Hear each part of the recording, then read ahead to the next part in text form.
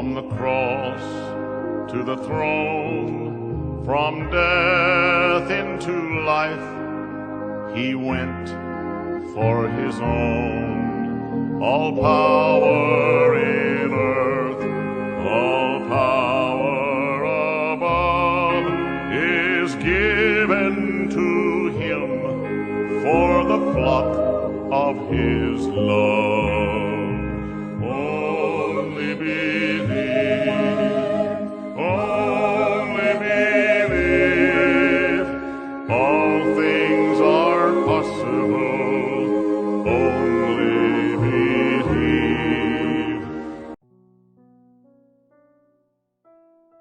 Que a graça, a paz e a misericórdia de nosso Senhor Jesus Cristo esteja em cada coração. Deus os abençoe. Nós estamos mais uma vez juntos nesta programação do Lendo, Meditando e Orando, programação que vai ao ar de segunda a sexta, às 8 horas da manhã. Estamos nesse capítulo maravilhoso, que é o capítulo 20 do livro de Êxodo, ali aonde Deus mandou os 10 mandamentos. E o profeta de Deus para esta era, William Marron Branham, ele nos diz que ali foi o dedo de Deus que escreveu os 10 mandamentos. Então ele veio diretamente de Deus para o povo. Por isso é tão importante nós meditarmos nos 10 mandamentos. Meus irmãos, hoje nós vamos meditar no 6º e no 7º mandamento, que diz respeito a não matar e não adulterar. A vida sempre foi o bem mais valioso que Deus deu ao homem, foi a vida. Quando Deus criou o homem, ele criou o homem espírito em Gênesis. Era o homem espírito. Mas depois, ele criou o corpo do homem e colocou aquele espírito dentro daquele corpo que foi criado do pó da terra. Mas o primeiro homem a ser criado é o homem espírito. Depois foi feita a sua carne do pó da terra. Deus colocou esse espírito no homem. É por isso que é dito, como tu és pó, para o pó voltará. Foi dito em relação ao corpo e não em relação à alma. Vou repetir. O profeta de Deus para esta era, William Marron Branham, nos ensina que quando o Senhor Jesus, quando Deus, melhor dizendo, disse: tu és pó e para o pó tornarás, lá na sentença do Éden, quando o homem pecou, ele estava dizendo em relação ao corpo. Porque esse corpo nosso, ele foi realmente tirado da terra, feito da terra. Mas depois Deus soprou o Espírito em nós, colocou esse Espírito em nós. Mas o que isso tem a ver com os 10 mandamentos? Isso tem a ver com a origem da vida. A vida, ela só vem de Deus. E essa alma que você tem dentro de você, essa alma, se ela pecar, ela vai morrer. Esta alma vai ter que chegar a uma decisão sobre aceitar a verdade da palavra de Deus ou rejeitar a verdade da palavra de Deus. Vai chegar este momento de decisão.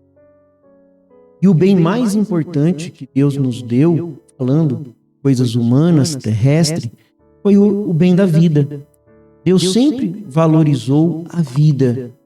Quando Caim matou o seu irmão Abel, Deus disse ali: o sangue do teu irmão clama a mim desde a terra. O que fizeste, cara? O sangue do teu irmão clama a mim desde a terra. Então, a morte nunca foi a opção de Deus para o homem. Pelo contrário, antes, Deus queria que o homem vivesse eternamente, que o homem fosse eternamente feliz, eternamente são, sem nenhuma enfermidade, eternamente sem problemas. Foi isso que Deus deu para o homem no jardim do Éden, quando ele deu também a sua disjuntora, Eva. Porém, o que causou a morte? O que causou a morte foi o pecado. Quando o pecado entrou, então, o homem deixou a eternidade de felicidade, de paz de espírito, de um corpo saudável, para que então pudesse viver do lado de fora do jardim, sobre todas essas circunstâncias que nós já falamos. Mas Deus, mesmo assim, sempre preservou a vida, valorizou a vida. E ao chegar a esse 6º mandamento, nós vemos isso. Que Deus condena em absoluto tirar a vida de uma pessoa. Isso é importante. Agora, depois nós vamos ver no capítulo 21, existe o homicídio desculpável. Nós vamos ver sobre as cidades refúgios e assim por diante.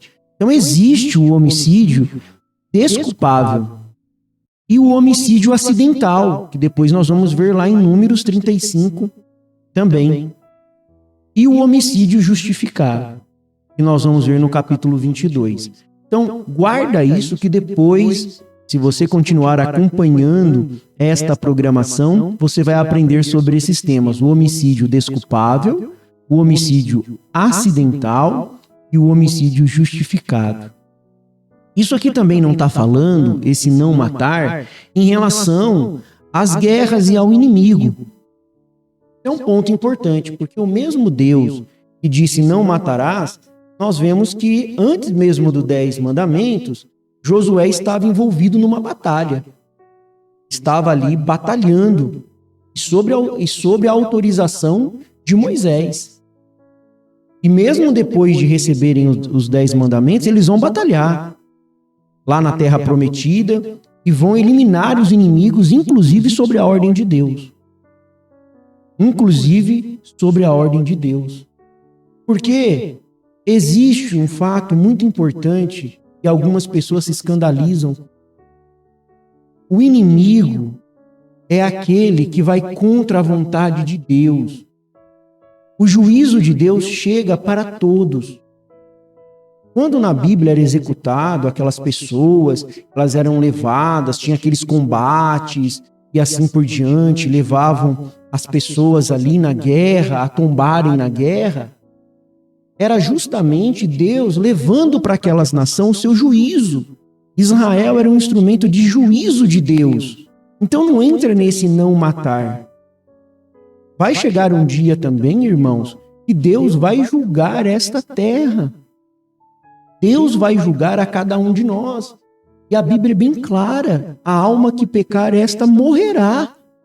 Quer dizer, ela será condenada lá no lago de fogo. Vai ter uma execução, sim, final. Isso não se aplica a questões de juízos divinos de Deus, mas se aplica nas nossas relações com os homens, no nosso dia a dia. Depois Jesus vem maximizando este ensinamento, ele vai maximizar, nós vamos ver isso também nas próximas programações, como que Jesus trouxe isso de uma forma tão clara, explicando. Porque nós somos feitos, irmãos, à imagem de Deus. E quando nós matamos uma pessoa, é um ataque contra Deus. Então, proteger a vida é responsabilidade de todos nós, de toda a sociedade. Não só das autoridades. O apóstolo Paulo fala isso em Romanos capítulo 13. Depois você dá uma olhada lá em Romanos 13. Por isso que tem as autoridades.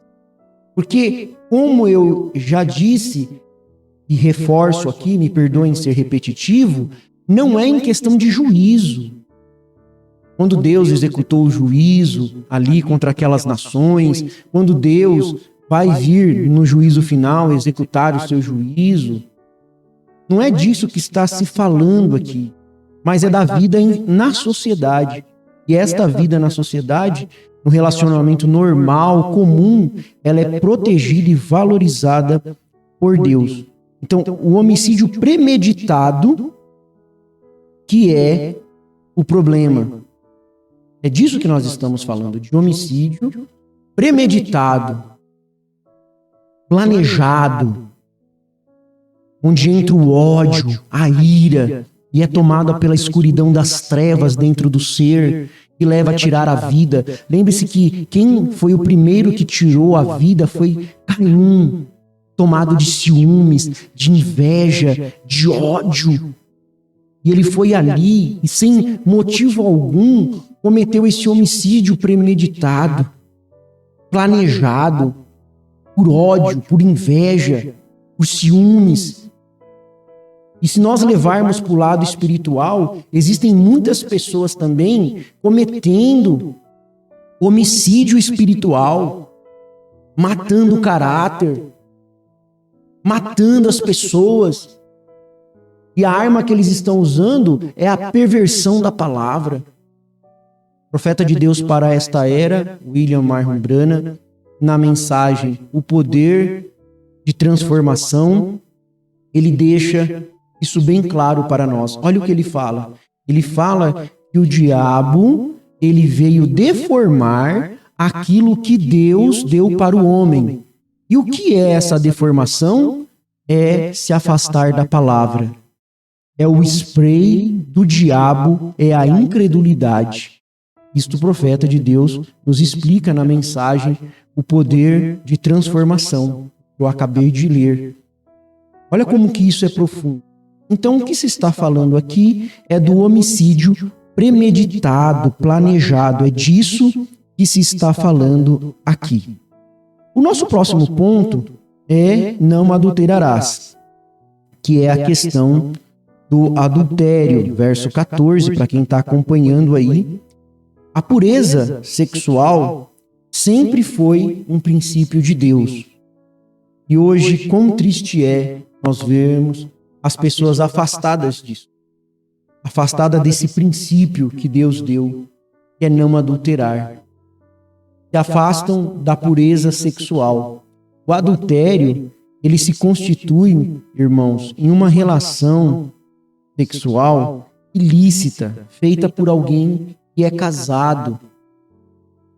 O profeta de Deus para esta era, ele nos explica bem a diferença. Fornicação é quando a pessoa não é casada. Então ela comete fornicação, ela tem uma vida de casado sem estar casado. Aqui é uma programação onde várias pessoas escutam, crianças, adolescentes. Então você me entenda pelo que eu quero dizer, você que me escuta nesta hora, entenda pelo que eu quero dizer nas entrelinhas. Então, eles fazem coisas que apenas depois de casado deveriam fazer. Isso é fornicação. Agora, adultério é quando alguém que é casado, comprometido, rompe este laço, e então, aí sim ele comete adultério. É um pecado contra a família. Vocês sabiam disso? O adultério, ele é um pecado contra a família. E Jesus, ele deixou bem claro, lá em São Mateus 5, 28, depois você dá uma olhada, que o adultério está no coração e ocorre antes que o ato aconteça. A coisa nasce lá no coração, lá na premeditação, aonde está olhando para o que não deveria. Deveria, na verdade, estar olhando para aquilo que Deus deu, que é a unidade da família. Como nós já vimos em outras programações, que é o fundamental da nação. E o alicerce da família é o compromisso. E esse compromisso não pode ser rompido. Quando há um adultério, isso é rompido. Ó, irmãos, como isso é tão profundo. E muitas pessoas, o adultério ele sempre vai começar com o desejo do coração. Como que ele é instigado? Ele é instigado pelo olhar, pela intenção impura. Então uma coisa já nasce lá no coração. A importância de nós termos um coração puro, sagrado, separado para Deus. Porque quando você já tem essa intenção, esse desejo no coração, principalmente pelo olhar, o profeta nos fala que nós devemos virar nosso rosto, a nossa cabeça para as tentações do mundo. Mulheres mal vestidas, sensuais. Você deve virar o seu rosto, você, mulher, também deve virar. Porque esta tentação, ela começa pelos olhos. Depois aquilo vai sendo alimentado por um desejo no coração. Mas também quantas coisas. Agora vamos voltar lá na unidade familiar. Que nós temos deixado entrar em nossos lares. Que nós temos deixado nossos filhos lerem. Que nós temos deixado nossos filhos ouvirem com essas músicas mais pervertidas, músicas sensuais. São verdadeiras pornografias cantadas. Agora nós queremos ter tudo isso, receber toda essa carga, trazer tudo isso para dentro de casa e depois nós vamos exigir fidelidade. Sendo que nós mesmos estamos trazendo o mal para dentro de casa, alimentando um coração que muitas vezes não é nem convertido ainda. E mesmo para um coração convertido, a Bíblia diz, afastai da aparência do mal. Não é nem do mal em si, mas da aparência do mal deve ser afastado. Quanto mais dessas coisas pervertidas que só vai alimentar o lado da carne.